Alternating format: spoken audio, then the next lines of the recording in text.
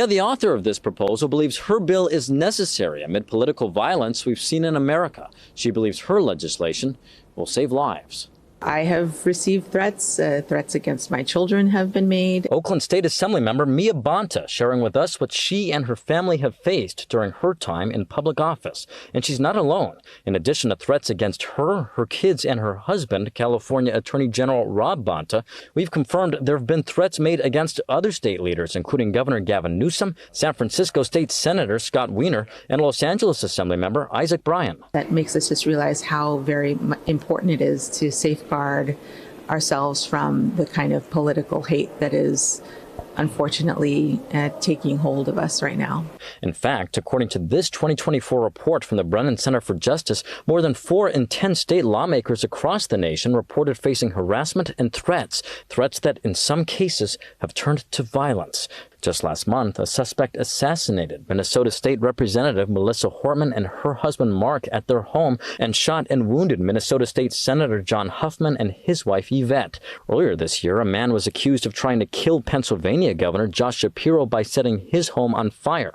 Then there was this last summer.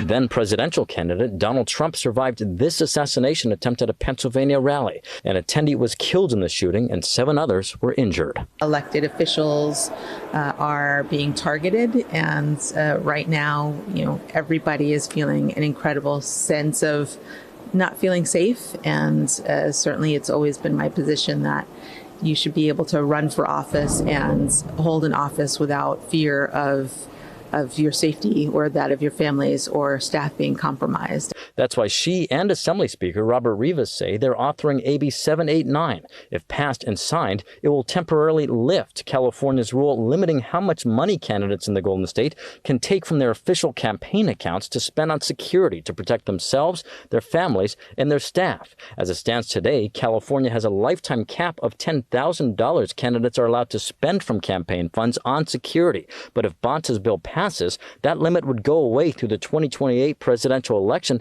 and then be capped at $10,000 per year starting in 2029. If we could do just a little bit in the state of California to make sure that people who are both thinking about running and those who are already sitting in office had an ability to be able to protect themselves, their staff, and their families, it made sense to do that. This is just a little bit of solve in this moment in time.